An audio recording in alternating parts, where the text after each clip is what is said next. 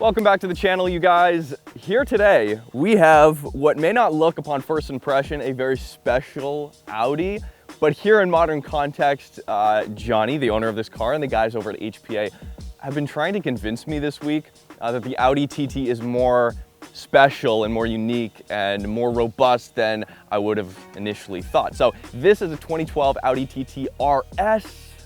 The RS, yes, was brought to North America for the second generation, but very interesting to note, it was only offered here in a manual transmission, which is pretty cool. And we'll get to, that's not even mentioning what's under the hood here and how much potential this has. Let's get behind the wheel. Let's go for a drive. Let's see how she does.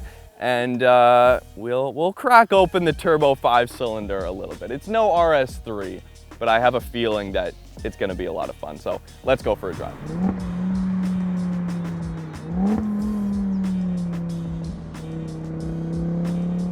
All right, TTRS. Thanks, Johnny, for letting me drive your car. I really appreciate it. So yesterday, maybe a few days for you guys when that video was uploaded, I just got out of the infamous Godzilla or Zillamoto first generation Audi TT from HPA Motorsports. And outside in the parking lot sat this. This is Johnny's car. He does a lot of media work over there. And he's like, hey, I genuinely think this is one of the last kind of driver-focused manual Audi sports cars that they made and that was available to the market. And I think it would be a really good point of reference and comparison, especially right after driving the first gen Audi TT. So here we are. You know, the 5-cylinder was, as I'm sure you guys know, quintessential and involved in creating Audi into what it is today as far as motorsport goes and as far as Audi's racing pedigree that goes.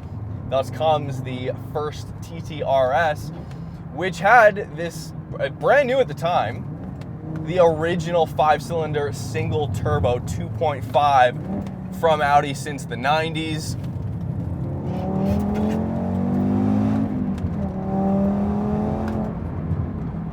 Biggest difference is this actually has an iron block aluminum head, whereas the one in the modern RS3 has an aluminum block aluminum head. Now Adam, if you guys remember his car, potentially one of the, actually absolutely one of the fastest cars I've ever driven, 780 horsepower Audi RS3 drag car. If you guys don't follow Adam, Van City Audi, you can go see that car.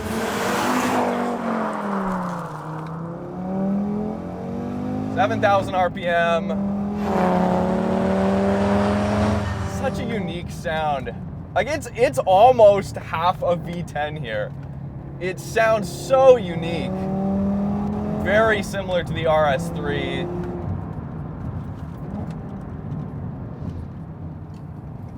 I think that's the best characteristic of this engine, honestly, is the sound. There's nothing that sounds like it. At the time, what do you have? Of course, massively appreciated over the last few years, the BMW 1M in 2011. This absolutely, in my opinion, sounds better than that car. It's got a little bit more character to it. It's got more growl to it. It's not quite as high-pitched. No predictable burble tune here either. That's much appreciated.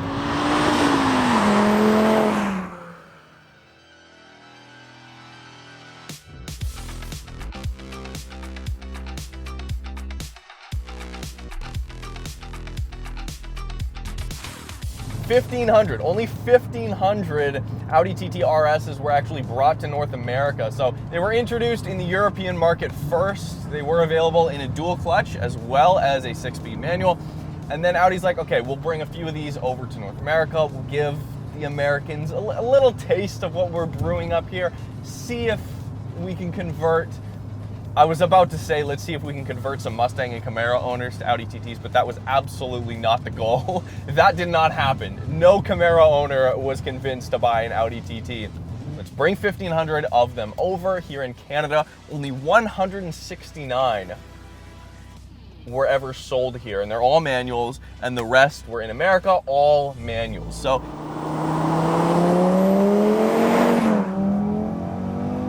the key is you really have to drive this car, because it does drive quite phenomenal.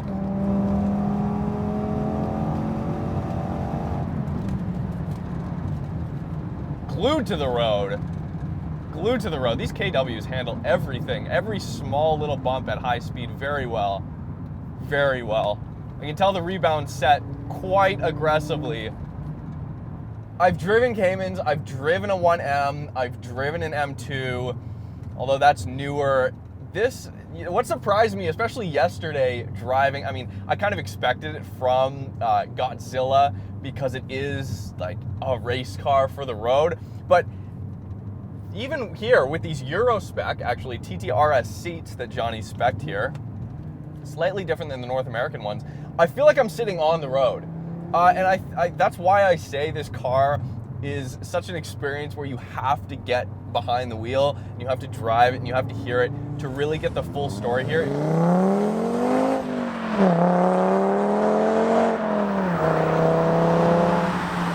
360 horsepower, 343 pound-feet of torque. Couple modifications too. It's got KW coilovers on it, KW V3s.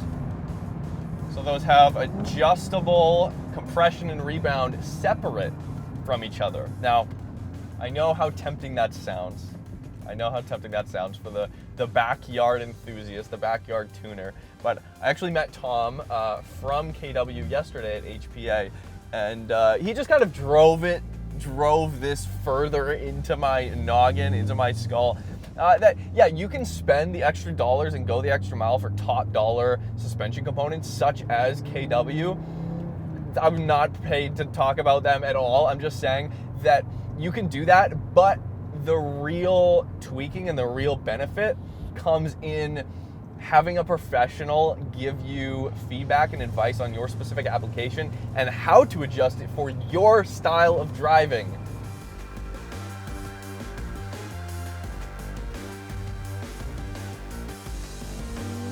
Absolutely tuned more for the track than on the street here. Now this transmission is so much better than the first gen.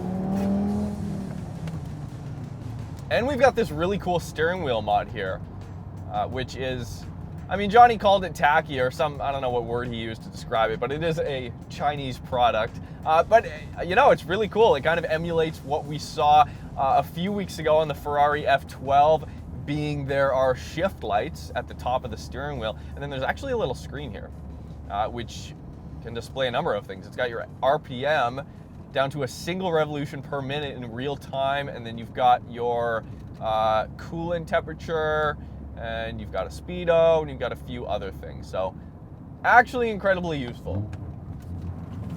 Now personally, first gen Audi TT. The only thing that was really special to me from that car was the design.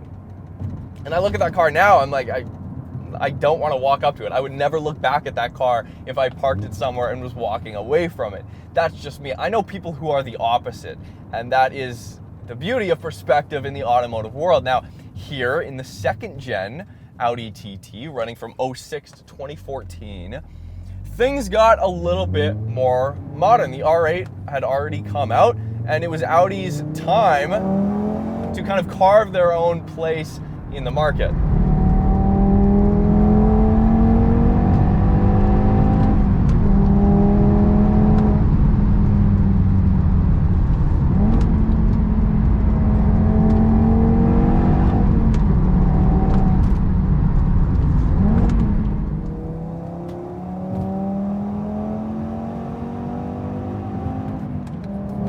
Oh yeah.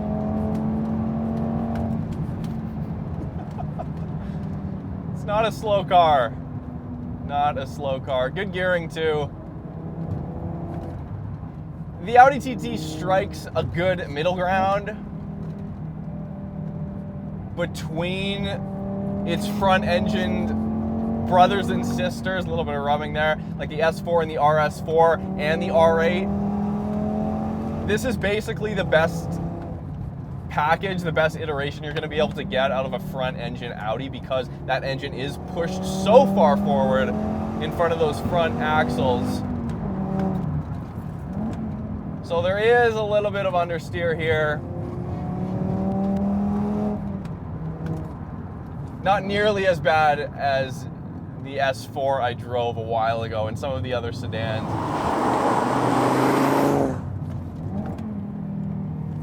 Yes, electric power steering here.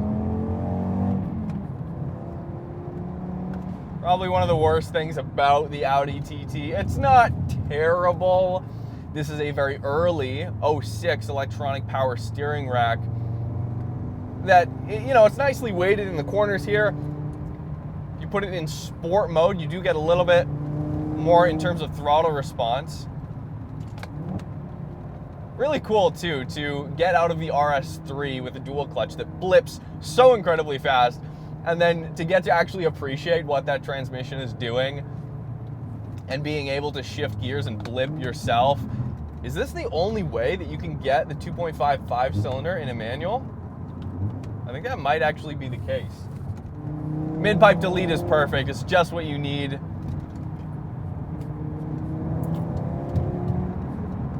Audi actually does have, like, for a brand that kind of has a very strong brand DNA to them, they actually do have quite the assortment of engines under the hood of a lot of their modern cars.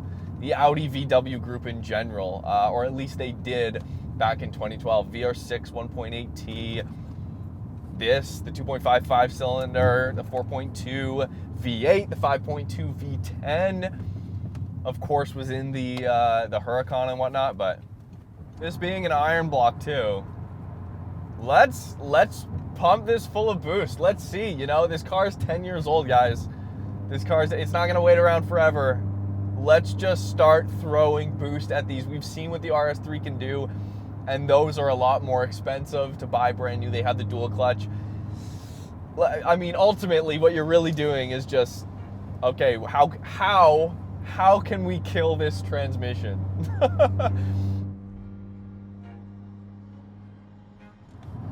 Okay, name me a list of all of the manual transmission, all-wheel drive, two-door cars that you can buy. From the last, I don't know, 25 years. Go. It's not just the 5-cylinder, although that engine, this engine here, just the sound is something you can't get anywhere else. It's raspy, it's angry, it has the high revs, it has incredible low down torque, it still revs to 7,000 RPM. It's not nannying you, the car's not gonna save you. Yeah, let me know what you think of Audi TTs in general. It's always been a very strange car to me. Nothing really directly competes with it. And the cars that do are vastly different, such as the M2 and the Porsche Cayman. Subscribe if you haven't already. We'll see you soon.